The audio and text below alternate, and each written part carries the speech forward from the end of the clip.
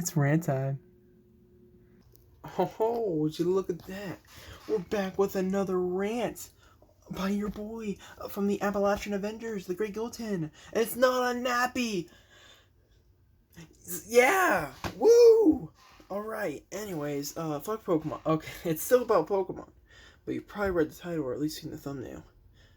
Pretty much, we got some data on Pokemon Home, which all the information I've gathered or learned is from Young Yan's video. His video will be in the top of the description. Check it out. He's very good at covering news. And I would say definitely not biased. Okay, well, he's biased towards doing the right opinion. Yeah. So anyway, Pokemon Home. If you're a Pokemon fan, you probably know about that. It's I believe $3 a month, or I believe it was 6 or 7. I think for 6 months. I don't remember the 6-month price off the top of my head, but I know 1 month I believe was $3, or 1 year for $16. What do you get for this $16 for this premium version? You can bring Pokemon from the previous games, which you could do with Pokemon Bank for $5. You could store up to 3,000 Pokemon, which sounds pretty good. Yeah, it's whatever. On the surface level, the global trade system, that was in every previous game since I believe Gen 6. It's stripped out of the game and sold to you for $16 a year. Okay. Wonder Trading, or at least a more enhanced version than Surprise Trading, from what I've heard. Strip it out of the game and and replace it with Surprise Trade, and then throw it in Pokemon Home. Okay, yeah, whatever.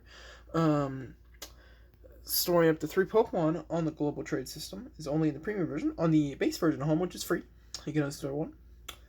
Which, whatever. I probably wouldn't use it anyway. I don't use global trade system that much. In previous games, I really didn't use it. I was just, breeding boxes of Squirtles and Charmanders and Wonder trading them off, because that's what I did. Pretty much. Oh, by the way, in the base version, we should probably go over the differences. The base version, you can store 30 Pokemon, compared to 6,000. You can't transfer from previous games, which is the entire reason a Pokemon Home existed.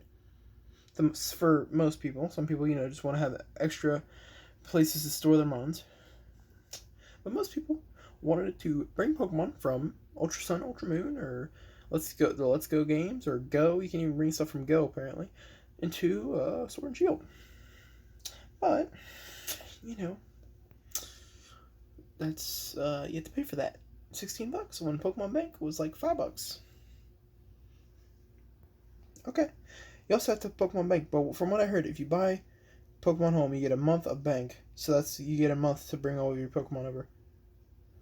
Which kind of works. Whatever. Let's say you're not mad at forking out a couple bucks just for a month. Alright, you get Pokemon Bank. You transfer. You wait till the 200 Pokemon, are in the game, which I think they are already. You bring them over. You got the 200 Pokemon they had back in. Cool, whatever. Then, they add 200 more back in a couple months' time. You've lost your free month already. You have to pay for Bank again, along with Home, the transfer mons.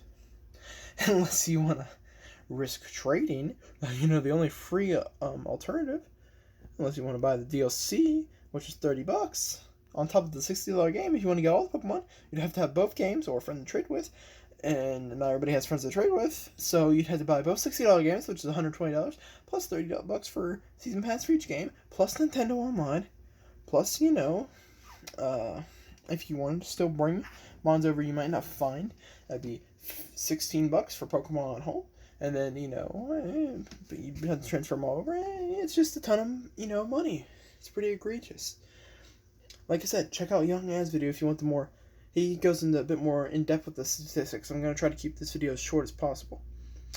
But, pretty much, Pokemon Home is just a way to make even more money off Sword and Shield. The Pokemon franchise, like every other AAA games franchise, is going downhill. I'm not going to lie, and it sucks.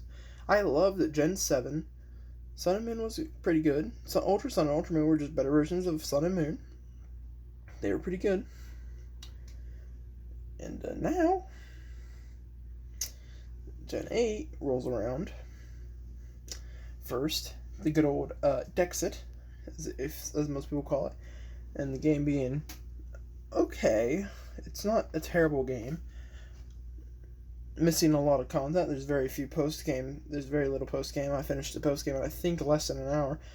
But okay, whatever. The story's not completely awful. No spoilers, obviously, in case you haven't played the game. But yeah, you take a decent game, which definitely is not the strongest in the franchise. That's all already obvious from what I've said. And then you just shove Pokemon Home up there. You shove a season pass up there. You shove selling back Pokemon and features that were in previous games when they so-called couldn't be in the game due to limitations, which we believed at the time, most of us, besides Pokemon. Pokemon, they ported most of them over. Yeah.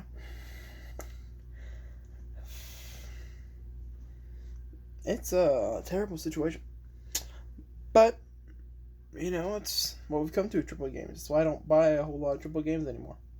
Because it's pretty much every franchise that hasn't had a game in it, or that still has games in it, have always been filled with microtransactions for the past year. 2019 was terrible for AAA games. For this specific reason. Just monetization. It's terrible. But anyways, I'm going to let you guys go. Go let me know your thoughts on the Pokemon Home and all that fun jazz and how much money you have to spend just to, enjoy all of Pokemon Sword and Shield's features along with all the Pokemon. And be sure to like, comment, subscribe, and I'll catch you guys in the next video. Probably another rant, because things just keep on happening. But anyways, I'll catch you in the next one.